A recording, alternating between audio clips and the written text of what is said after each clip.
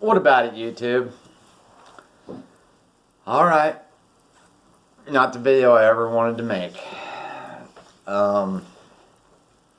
And this is how things always end when I've been gaslit and bamboozled and given the okie doke by a narcissist. Now, you've heard Trump. He just keeps reading that thing about the snake. Oh, you let me in. You're a dummy. You're dummy. You're a dummy because you let me in. Did anybody else ever feel creeped out by it? He's read it again. The first time he read it, I was a little bit creeped out. Now that he's read it again, I'm super creeped out. He's claiming that people love it when he reads that. But never when he's read it has he given it any context. He just reads it. And so it's left to you to find the context. But since he doesn't direct it, it just sounds really creeped out. It sounds like he's talking about himself. It sounds like he's telling you exactly who he is and what he's about. And so all the little things that bothered me in the beginning, it's the same thing whenever I've had other narcissist encounters. You're constantly like giving them the benefit of the doubt. You're constantly like, I'm not going to make a big deal about that. Some things are different for some people. Different strokes, different folks. So you're trying to see past all these little red flags, little warning signs, like when Trump was saying that he doesn't have anything to ask for forgiveness to the Lord for. That's ridiculous. There's different ways to answer that question. You could say, I've got stuff I'd like to, I regret, and I'd like to be forgiven by the Lord. If you want me to talk about it, let's talk about yours first, and then we'll get into mine. There's ways you could have answered that and not looked so stupid to me.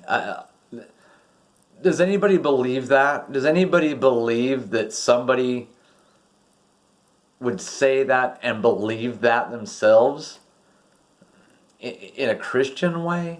You can't. That doesn't make sense. We're all dirty rags. We all have to find our identity in the Lord, because left to our own devices, we would be completely screwed up. And you see what's going on with the godless, how they're completely screwed up. But let's get back to it. Trump's not your friend. Trump is slow walking you to your death.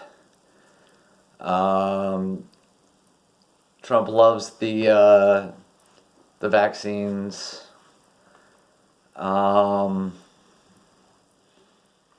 Report out of Israel about everybody who's all these people, especially young people, who are dropping off like flies after getting the Pfizer situation jab thing. But we love it. I mean, not we, but the editorial we, the Trump train we. All right, he hasn't come out really, and think about the whole everything. Just how it doesn't make sense. So it's torn at me for the longest on should I do the video, because I don't want to be. It's the same thing with every narcissist. It's like I've got to be 100%. If I'm going to go against you, I got to be 100%. And I wanted to believe, not the Q crap, but I wanted to believe that there was some hopium somewhere. That there was some white knights somewhere. That there was a network, a backstop, like the Juan Savan stuff, like the David Nino Rodriguez stuff. Yeah, I wanted to hang on to that little bit of hope that there was something real about Trump. I've been listening more and more to Dr. Shiva, and I just have to agree with him. And Shiva used to be on the Trump train, by the way. He's more of an independent. I like the guy, but he's and I'm definitely independent, whatever, conservative or godly or whatever. I mean, I don't know. Just start putting labels on stuff too much, and people will assume things about you. It happens every time I talk to a leftist. All of a sudden, I'm a big Trumpster and stuff, and a big Q-tard and everything, But Shiva has just blown it out the door. He's got a lawsuit about how he was jinxed out of his Senate run last year. And he's uncovered a bunch of stuff. And there's this stuff called, let's just cut to the chase. Trump signed the very legislation that allowed Twitter to take him off Twitter. Okay? So now we know everything we need to know about Trump. That was the final straw. That's what I needed to know. He's fallen on his sword right in front of us. Who does that to themselves? Who signs legislation? And that just explains everything now perfectly. Because what a chilling effect that was. And now we're seeing it being spread out, right? The chilling effect of, if Twitter can take down a president, who can't they take down? Right? I mean, wow. And he's just playing possum. Oh, whoopsie doopsies, nothing we can do, I guess. Section 230. Well, I kind of was against it. I told people bigly that we should definitely do something tremendous about it, and nothing happened. And somehow I just surrounded myself with a bunch of people who would backstab me, from Pence to Barr to Sessions to everybody. Just ends up Durham. Everybody just ends up backstabbing me. Everybody just ends up not helping me out when I need it. I don't know. I don't have any friends. I'm so popular. Look at all the people at my rallies. I just somehow, my entire life of doing business, you'd think I would have like really true good friends that I could appoint and put in places, and we could really, even though we're going to be up against Pelosi and their Russia, I'm going to surround myself with the very best, and we're going to, by golly, and if they try to steal this election, this country's been through worse. We've been through a civil war, we've been through this, that, and the other, and by golly, I'm the president, and I've got the right people behind me, and I've got the support of the actual public, and we're gonna have the, we're gonna have this solved this way. But to leave, like the stuff that didn't make sense now kind of makes sense. Now that I'm accepting completely that Trump was part of his own demise. And is part of his own demise. This is all just a slow walk, pantomime, theatric, WWE nonsense crap that we're all witnessing and being pulled, and it's all gaslighting and voter traps, and that's all it is.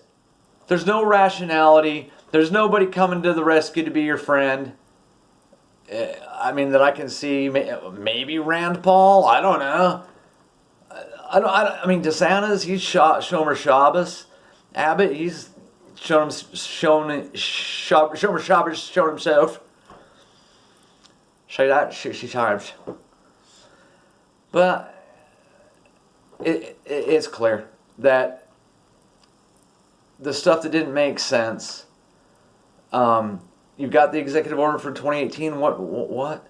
You had people telling you to do the Insurrection Act. What? Supposedly you've got, you should have appointed people and generals and whoever else that would be there for you. But it's all fake. It was all fake. It's all meant to go this way.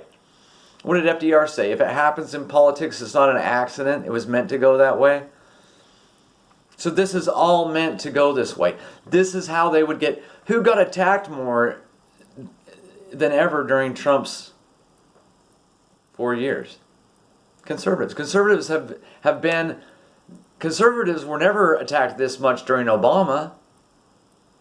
But during Trump, that's when they could be attacked. That's when we can take down your statues. Not during Obama. They weren't tearing down statues. During Trump. Trump, who's supposed to be Mr. Patriotic. Trump, who's supposed to be there to protect things and say, oh, heck no. I mean, he's either the weakest president ever, who is so narcissistic in the overt way that he can't even see what it is he's done. But I don't think that. I think he's a lot smarter than that. I think he must be almost choking on laughter that there are people thinking that him and JFK Jr. are still together going to save the country. That must be one of the biggest chuckles that he's had in his life. Now I'm getting the COVID again because I haven't had anything to drink.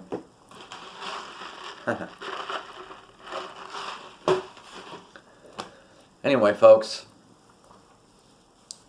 it's over for me now. I hate to do this video. I hate to have to admit it. But get off the Trump train.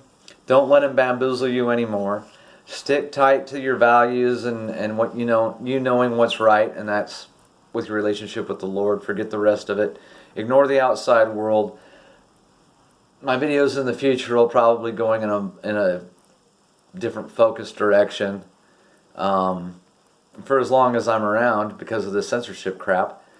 But there'll probably be videos coming up about how we've got to get used to the idea of not being part of this and what that means and the implications of such, right? It may be sooner than later that it becomes obvious that the more connected to this matrix you are, the more at risk you are, and the worse your life is really unfolding, because it's just gaslit nonsense constantly that you're dealing with. So I'm thinking while I talk, and I mean I'm considering these things currently and recently of how will I call people that I know if I don't have a cell phone? Because I'm thinking about just getting rid of the whole shebang diggity, you know. I mean, people lived without phones before, but now we kind of rely on them. Like, there's times I got to talk to people some kind of way. So anyway, don't let this video run on too long. God bless.